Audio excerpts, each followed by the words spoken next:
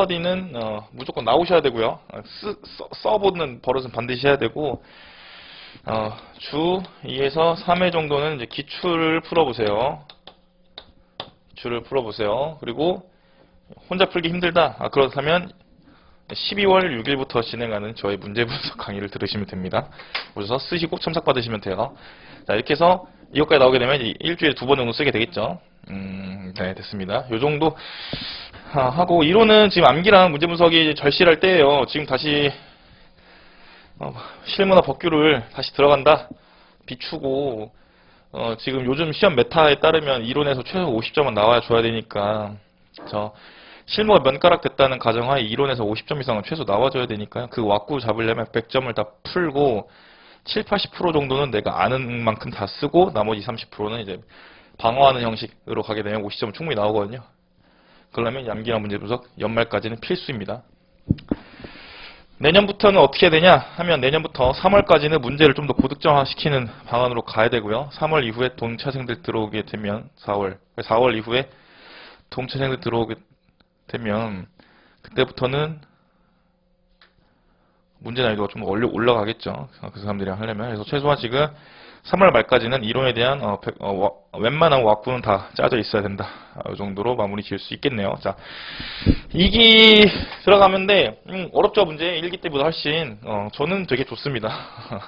저는 되게 좋은데 강의할 게 많으니까.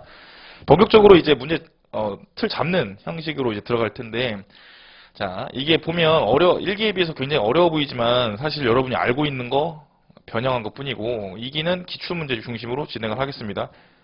됐죠? 자, 그리고 본격적으로 하기 앞서서 제가 광고 좀 하자면, 제가 이번에 유튜브를 하나 만들었는데 김강사 치면 나오거든요. 구독, 좋아요, 알림 설정까지 부탁드리겠습니다. 자, 댓글 이벤트까지도 언젠가 할 거니까 구독자 1000명 되면 춤출 수도 있어요, 내가.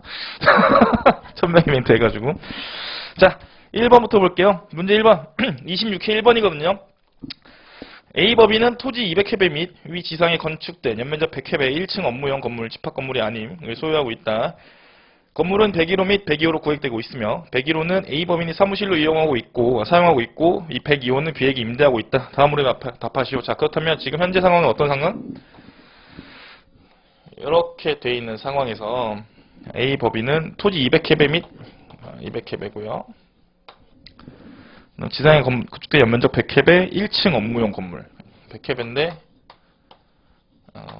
건물 100회배, 토지 200회배, 200회배 업무용인데, 중요한 게 여기서 지금 단서가 하나 나왔죠. 집합 건물이 아니다. 되게 중요합니다. 집합 건물이 아니라는 건 되게 중요한데, 101호랑 102호로 구획되고 있대요. 구획은, 여기서 말하는 구획은 뭐예요? 대장에 구획해서 쓰고 있는 게 아니라 사실상 구획하고 있는 거죠. 사실상 구획하고 있는 겁니다.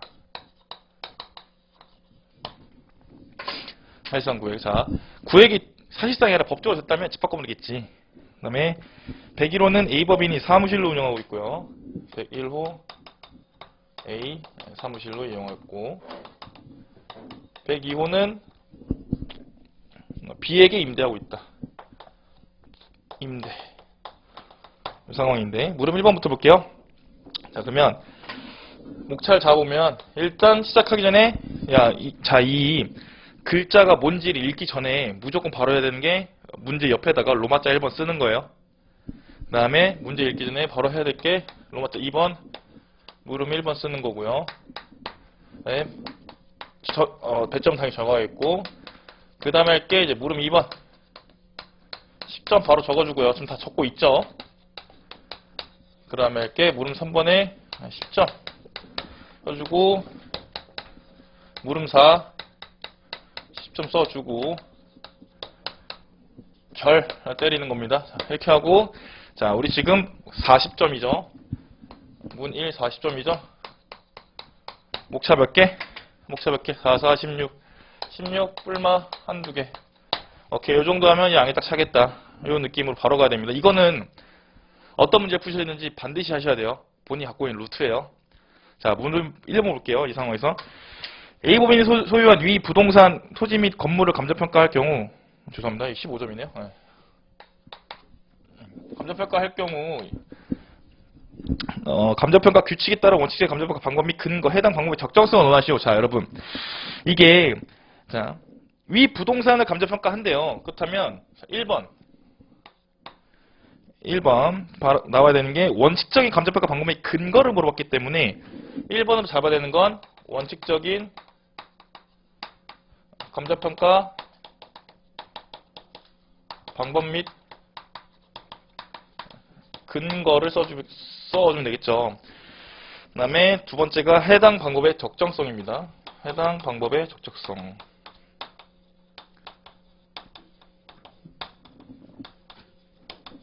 이렇게 잡아두고, 과목차게 잡아두고, 그 다음에 해야 될 게 뭐예요? 15점이잖아요. 몇 개 써야 돼요? 6개 써야겠죠? 그럼 배분이 어떻게 돼요? 여기다가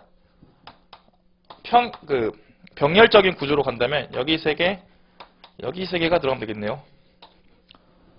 오케이, 됐죠? 여기까지는 이 물음을 문제 분석을 안 해도 이거는 잡고 들어가는 거예요. 자, 근데 여기서 2개, 4개 쓸 수도 있겠죠. 물음의 그 경중에 따라서 뭐 차이점 혹은 뭐 관계를 설명해라. 그럼 공통점이 조금 좁겠고 차이점이 많겠지. 이거는 이제 유동적으로 하는 건데 이런 문제처럼 이렇게 병렬적으로 할 경우엔 이렇게 절반씩 가는 게 좋다. 이론은 고득점 받는 방법은요. 강약 조절도 강약 조절이지만 밸런스 유지입니다. 출제자가 물어보고 싶은 거를 밸런스를 잘 유지해 주는 거예요. 됐죠? 자, 그렇다면 원칙적인 감정평가 방법의 근거를 볼게요. 근데 이게 지금 물건이 토지랑 건물이란 말이죠. 자, 또 토건 감정평가 어떻게 해요? 전 이거 26회 1번 때 처음 들어간 게 이 문제 나왔거든요. 이때 저는 100점 중에 50점 풀었는데 100점 중에 80점 풀었는데 36.5점이 나왔거든요. 100점 다 풀었으면 명가라간 했겠죠. 나머지 20점을 몰라가지고 못 썼는데 이때 제가 쓴 게 전 거의 맞다고 봐요. 토건이기 때문에 토지는 누가 봐도 14조를 쓰게 되겠고 건물은 원칙적으로 15조를 쓰게 되겠죠. 그러면 토지랑 건물을 감정평가 방법을 쓰면 되는데 이러면 목차 하나가 비네요.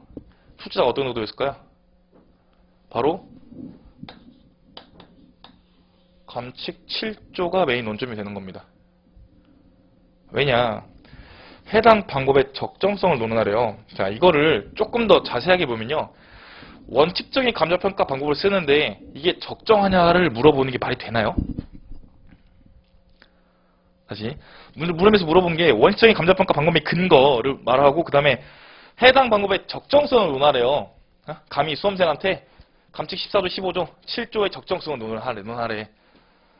이게 어떤 의도가 숨어져 있는지를 봐야 된단 말이에요. 일단은 목차를 그렇다면 자, 감칙 7조 잡겠죠? 개별평가. 그 다음에 토건이니까 14조의 토지 공시지가기준법 쓰고 있고 15조의 건물 원가법 쓰겠고 오케이 했죠?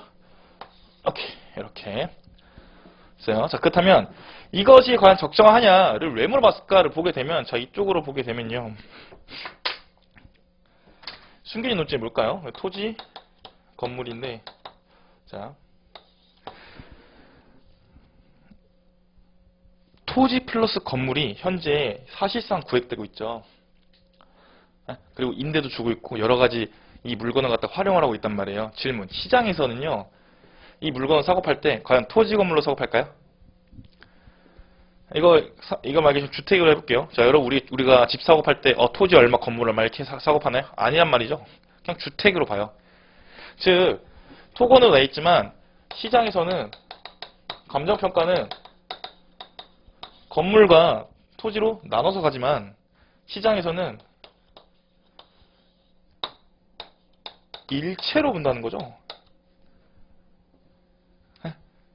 시장에서 일체로 본다는 거예요. 그러면 법정평가로서 간평에서는 민법 99조에 따라서 토지 및 그 정착물로 보게 되는데 시장에서는 시장 관행이 일체라는 말이죠.